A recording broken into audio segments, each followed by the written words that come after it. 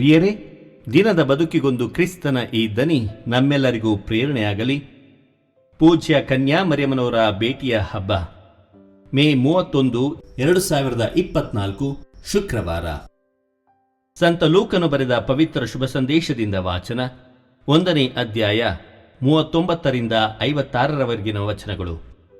ಇದಾದ ಕೆಲವು ದಿನಗಳಲ್ಲೇ ಮರಿಯಳು ಪ್ರಯಾಣ ಹೊರಟು ಜುದೆಯದ ಗುಡ್ಡಗಾಡಿನಲ್ಲಿರುವ ಒಂದು ಊರಿಗೆ ತ್ವರೆಯಾಗಿ ಬಂದಳು. ಅಲ್ಲಿ ಜಕರಿಯನ ಮನೆಗೆ ಹೋಗಿ ಎಲಿಜಬೇತಳನ್ನು ವಂದಿಸಿದಳು. ಮರಿಯಳ ವಂದನೆಯನ್ನು ಎಲಿಜಬೇತಳು ಕೇಳಿದ್ದೇ ತಡ ಆಕೆಯ ಗರ್ಭದಲ್ಲಿದ್ದ ಶಿಶು ನಲಿದಾಡಿತು. ಎಲಿಜಬೇತಳು ಪವಿತ್ರಾತ್ಮ ಭರಿತಳಾಗಿ ಹರ್ಷೋದ್ಗಾರದಿಂದ ಹೀಗೆಂದಳು, ಸ್ತ್ರೀಯರಲ್ಲೆಲ್ಲ ಧನ್ಯಳು ನೀನು, ನಿನ್ನ ಕರುಳ ಕುಡಿಯು ಧನ್ಯ. ನನ್ನ ಪ್ರಭುವಿನ ತಾಯಿ ನೀನು, ನನ್ನ ಬಳಿಗೆ ಬಂದುದು ಅದೆಂಥ ಭಾಗ್ಯ. ನಿನ್ನ ವಂದನೆಯ ದನಿ ನನ್ನ ಕಿವಿ ತಾಕಿದೊಡನೆ ನಲಿದಾಡಿತು ಆನಂದದಿಂದ ನನ್ನ ಕರುಳ ಕುಡಿ. ನಂಬಿ ಧನ್ಯಳಾದೆ ನೀನು, ದೇವರಿಂದ ಬಂದ ವಾರ್ತೆ ನೆರವೇರಿಯೇ ತೀರುವುದೆಂದು.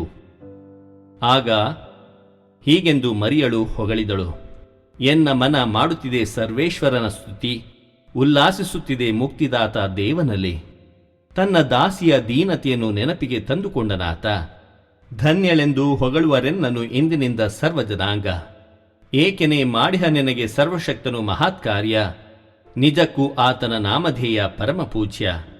ಆತನಲ್ಲಿ ಭಯ ಭಕ್ತಿಯುಳ್ಳವರಿಗೆ, ಆತನ ಪ್ರೀತಿ ತಲಾತಲಾಂತರದವರೆಗೆ. ಗರ್ವ ಹೃದಯಗಳನಾಥ ಚದುರಿಸಿರುವನು, ಪ್ರದರ್ಶಿಸಿರುವನು ತನ್ನ ಬಾಹುಬಲವನು. ಇಳಿಸಿಹನು ಗದ್ದುಗೆಯಿಂದ ಘನಾಧಿಪತಿಗಳನ್ನು, ಏರಿಸಿರುವನು ಉನ್ನತಿಗೆ ದೀನ ದಲಿತರನ್ನು. ತೃಪ್ತಿಪಡಿಸಿರುವನಾಥ ಹಸಿದವರನ್ನು ಮೃಷ್ಟಾನದಿ, ಹೊರದೂಡಿರುವನು ಸಿರಿವಂತರನ್ನು ಬರಿಗೈಯಲಿ.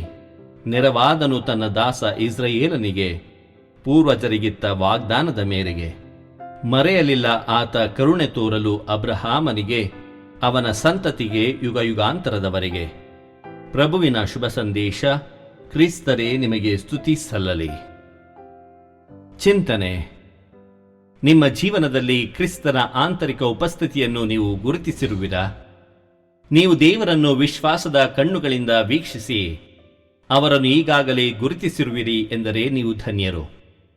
ಆತ್ಮೀಯರೇ, ಆಂಗ್ಲ ಭಾಷೆಯಲ್ಲಿ ಬ್ಲೆಸ್ಸೆಡ್, ಗ್ರೀಕ್ ಭಾಷೆಯಲ್ಲಿ ಮಕಾರಿಯೋಸ್ ಎಂಬ ಪದದಿಂದ ಬಂದಂತಹ ಪದ. ಆಂಗ್ಲದ ಬ್ಲೆಸ್ಸೆಡ್ ಎಂಬ ಪದವನ್ನ ಕನ್ನಡದಲ್ಲಿ ಆಶೀರ್ವಾದ ಎಂಬುದಾಗಿ ನಾವು ಭಾಷಾಂತರಿಸಬಹುದು. ಈ ಪದವು ಅಕ್ಷರಶಃ ಸಂತೋಷ, ಹರ್ಷ, ಆನಂದ ಅಥವಾ ಸೌಭಾಗ್ಯ ಎಂದರ್ಥ. ಜೀವನದ ಯಾವುದೇ ಸಮಯ, ಸಂದರ್ಭ, ಪರಿಸ್ಥಿತಿಗಳನ್ನು ಎದುರಿಸಿದರೂ ಅವುಗಳಿಂದ ಕುಪಿತಗೊಳ್ಳದೆ, ಧೃತಿಗೆಡದೆ, ಅಂತಹ ಬದಲಾಗುತ್ತಿರುವ ಜೀವನದ ಸಂದರ್ಭಗಳಿಂದ ಸ್ವತಂತ್ರವಾಗಿರುವ ಸಮಚಿತ್ತತೆಯ, ನಿರಾಳವಾದ ಆತ್ಮತೃಪ್ತಿಯ ಒಂದು ಸುಪ್ತ ಭಾವದ ಮನೋಸ್ಥಿತಿ ಎಂದರೆ ತಪ್ಪಾಗಲಾರದು. ಬೈಬಲ್ ವಿವರಿಸುವ ಆಶೀರ್ವಾದದ ಅರ್ಥ ಸಂತೋಷ, ಹರ್ಷ, ಆನಂದ ಅಥವಾ ಸೌಭಾಗ್ಯ ಎಂದರೆ ತಪ್ಪಾಗಲಾರದು. ದೇವರು ತನ್ನ ಭರವಸೆಯ ವಾಗ್ದಾನಗಳ ಮೂಲಕ ನಮಗೆ ಅಲೌಕಿಕ ಸಂತೋಷವನ್ನು ನೀಡುತ್ತಾರೆ. ಸಾಮಾನ್ಯವಾಗಿ ನಮ್ಮ ಪ್ರಕಾರ ಸಂತೋಷವೆಂದರೆ ನಮ್ಮ ಬದುಕಲ್ಲಿ ಕಷ್ಟ, ದುಃಖ, ನೋವು, ತೊಂದರೆಗಳ ಅನುಪಸ್ಥಿತಿ ಎಂಬುದು ನಮ್ಮ ಗ್ರಹಿಕೆ. ಆದರೆ ಆಧ್ಯಾತ್ಮಿಕ ಬದುಕಿನಲ್ಲಿನ ಅಥವಾ ವಿಶ್ವಾಸ ಬದುಕಿನ ಸಂತೋಷದ ಗ್ರಹಿಕೆಯೇ ಬೇರೆ. ಅಲ್ಲಿ ವಿರೋಧಾಭಾಸವಿದೆ. ಕಷ್ಟ ಸುಖ, ದುಃಖ ಆನಂದ, ನೋವು ನಲಿವು, ಹೀಗೆ ಈ ವಿರೋಧಾಭಾಸಗಳ ನಡುವೆಯೇ ದೇವರಿಂದ ಆಶೀರ್ವಾದ ಪಡೆದವರ ಜೀವನ ಸಾಗಬೇಕಾಗಿದೆ. ಮಾತೆ ಮರಿಯಮ್ಮನವರಿಗೆ ದೇವರ ಮಗನ ತಾಯಿಯಾಗುವ ಆಶೀರ್ವಾದ ಒಂದು ಕಡೆ ಸಿಕ್ಕಿದರೆ, ಆ ಸಂತೋಷದ ಜೊತೆಗೆ ಕ್ರಿಸ್ತನ ಶಿಲುಬೆಯ ಸಾವೆಂಬ ದುಃಖದ ಅಲಗು ಆಕೆಯ ಹೃದಯವನ್ನು ಚುಚ್ಚುವ ನೋವು ಕೂಡ ಇತ್ತು. ಕ್ಯಾಂಟರ್ಬರಿಯ ಮಹಾನ್ ದೈವಶಾಸ್ತ್ರದ ಪಂಡಿತ ಮತ್ತು ಮಹಾಧರ್ಮಾಧ್ಯಕ್ಷರಾದ ಆನ್ಸೆಲಮ್ ತನ್ನ ಬೋಧನೆಯೊಂದರಲ್ಲಿ ಈ ರೀತಿ ನುಡಿಯುತ್ತಾರೆ: ಹೇಗೆ ದೇವರ ಮಗನಿಲ್ಲದೆ ಏನೂ ಅಸ್ತಿತ್ವದಲ್ಲಿರಲು ಈ ವಿಶ್ವದಲ್ಲಿ ಸಾಧ್ಯವಿಲ್ಲವೋ, ಮೇರಿಯ ಮಗನಿಲ್ಲದೆ ನಮ್ಮೆಲ್ಲರ ಜೀವೋದ್ಧಾರ, ಈ ಲೋಕದ ರಕ್ಷಣೆ ಅಥವಾ ಕಲ್ಯಾಣ ಅಸಾಧ್ಯ ಎಂಬುದಾಗಿ ಹೇಳುತ್ತಾರೆ.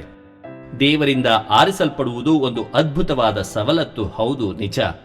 ಆದರೆ ಅದರಲ್ಲಿ ಜವಾಬ್ದಾರಿಯೂ ಕೂಡ ಇದೆ. ಮೇರಿ ಸಂತೋಷದ ಕಿರೀಟ, ಅದರ ಜೊತೆಗೆ ದುಃಖದ ಶಿಲುಬೆಗಳೆರಡನ್ನೂ ಪಡೆದರು. ಆಕೆಯ ಸಂತೋಷವು ಆಕೆಯಲ್ಲಿದ್ದ ದುಃಖದಿಂದ ಎಂದೂ ಕಡಿಮೆಯಾಗಲಿಲ್ಲ ಎಂಬುದಕ್ಕೆ ಕಾರಣ ದೇವರ ಮತ್ತು ದೇವರ ವಾಗ್ದಾನಗಳ ಮೇಲೆ ಆಕೆ ಇರಿಸಿದ್ದ ಸಂಪೂರ್ಣ ವಿಶ್ವಾಸ, ನಂಬಿಕೆ, ಭರವಸೆ. ದೇವರು ಮತ್ತು ದೇವರ ವಾಗ್ದಾನಗಳಿಂದ ಆಕೆಯ ಕ್ಷಣ ಕ್ಷಣದ ಬದುಕು ಉತ್ತೇಜಿಸಲ್ಪಟ್ಟಿದ್ದಾಗಿತ್ತು ಎಂದರೆ ತಪ್ಪಾಗಲಾರದು. ಯಾರೂ ನಿಮ್ಮ ಹರ್ಷವನ್ನು ನಿಮ್ಮಿಂದ ಕಸಿದುಕೊಳ್ಳುವುದಿಲ್ಲ ಎಂದು ಯೇಸು ಯೋವಾನನ ಶುಭ ಸಂದೇಶ 16ನೇ ಅಧ್ಯಾಯ 22ನೇ ವಚನದಲ್ಲಿ ತನ್ನ ಶಿಷ್ಯರಿಗೆ ಭರವಸೆಯನ್ನು ನೀಡುತ್ತಾರೆ. ಕ್ರಿಸ್ತ ನೀಡುವ ಆನಂದ ಅಲೌಕಿಕವಾದುದು. ಅದು ನಮಗೆ ಯಾವುದೇ ರೀತಿಯ ದುಃಖ ಅಥವಾ ನೋವನ್ನು ಸಹಿಸಿಕೊಳ್ಳಲು ಅನುವು ಮಾಡಿಕೊಡುತ್ತದೆ. ಜೀವ ಮರಣಗಳಾವುವು ಅದನ್ನು ಕಸಿದುಕೊಳ್ಳಲಾಗುವುದಿಲ್ಲ. ವಿಶ್ವಾಸ ಮತ್ತು ನಂಬಿಕೆಯಿಂದ ದೇವರಿಗೆ ಸಮರ್ಪಿತಗೊಂಡ ಬದುಕಿನ ಸಂತೋಷವು, ಹರ್ಷ, ಆನಂದವು ನಿಮಗೆ ತಿಳಿದಿದೆಯೇ? ಇಂದಿನ ಶುಭ ಸಂದೇಶದಲ್ಲಿ ಮಾತೆ ಮರಿಯ ಮತ್ತು ಆಕೆಯ ಸಂಬಂಧಿಗಳಾದ ಎಲಿಜಬೆತಳು ಪವಿತ್ರಾತ್ಮ ಭರಿತರಾಗಿದ್ದರು. ದೇವರು ನಮ್ಮಲ್ಲಿ ಪ್ರತಿಯೊಬ್ಬರನ್ನು ತನ್ನ ಪವಿತ್ರಾತ್ಮರಿಂದ ತುಂಬಲು ಬಯಸುತ್ತಾರೆ. ಪವಿತ್ರಾತ್ಮರು ನಮಗೆ ದೇವರ ಕೊಡುಗೆಯಾಗಿದ್ದು, ದೇವರ ಆಂತರಿಕ ಉಪಸ್ಥಿತಿಯನ್ನು ಮತ್ತು ಅವರ ಆಳ್ವಿಕೆಯ ಶಕ್ತಿಯನ್ನು ತಿಳಿದುಕೊಳ್ಳಲು ಮತ್ತು ಅನುಭವಿಸಲು ಪವಿತ್ರಾತ್ಮರು ನಮಗೆ ಅನುವು ಮಾಡಿಕೊಡುತ್ತಾರೆ. ಪವಿತ್ರಾತ್ಮರು ನಮ್ಮಲ್ಲಿ ಪ್ರತಿಯೊಬ್ಬರೊಳಗೆ ದೇವರ ಆಳ್ವಿಕೆ ನಡೆಸುವಂತಹ ಮಾರ್ಗವಾಗಿದೆ. ಇದನ್ನೇ ನಾವು ಮಾತೆ ಮರಿಯಳ ಮತ್ತು ಎಲಿಜಬೆತಳ ಜೀವನದಿಂದ ಅರ್ಥ ಮಾಡಿಕೊಂಡು ಗ್ರಹಿಸಿಕೊಳ್ಳಬೇಕಾದದ್ದು. ದೇವರ ಉಪಸ್ಥಿತಿಯ ಜ್ಞಾನ ಮತ್ತು ಅದರಿಂದುಂಟಾಗುವ ಹರ್ಷದಲ್ಲಿ ನಾವು ಪ್ರತಿದಿನ ಜೀವಿಸುವವರಾಗಿದ್ದೇವೆಯೇ? ಅಂತ ಆನಂದವನ್ನ ನಾವು ಗ್ರಹಿಸಿಕೊಂಡಿದ್ದೇವೆಯೇ? ಮಾತೆ ಮರಿಯಮ್ಮನವರೇ, ನಮಗಾಗಿ ಪ್ರಾರ್ಥಿಸಿರಿ. ದೇವರು ನಮ್ಮೆಲ್ಲರನ್ನು ಆಶೀರ್ವದಿಸಲಿ. ಇದು ಧ್ವನಿ ಮಾಧ್ಯಮ ಮನೆಯ ಕೊಡುಗೆ. ಧ್ವನಿ ವಂದನೆಯ ಸ್ವಾಮಿ ಶಾಂತಕುಮಾರ್ ಜೆ, ಬೆಂಗಳೂರು ಮಹಾಧರ್ಮ ಕ್ಷೇತ್ರ. ಪ್ರಿಯರೇ, ಈ ಚಾನೆಲ್ ಅನ್ನು ಸಬ್ಸ್ಕ್ರೈಬ್ ಮಾಡಿ ಪ್ರತಿದಿನ ದೇವರ ವಾಕ್ಯವನ್ನು ಆಲಿಸುತ್ತಾ ಅದನ್ನು ಇತರರೊಂದಿಗೆ ಹಂಚಿಕೊಳ್ಳಲು ನಮಗೆ ನೆರವಾಗಿರಿ. ಧನ್ಯವಾದಗಳು.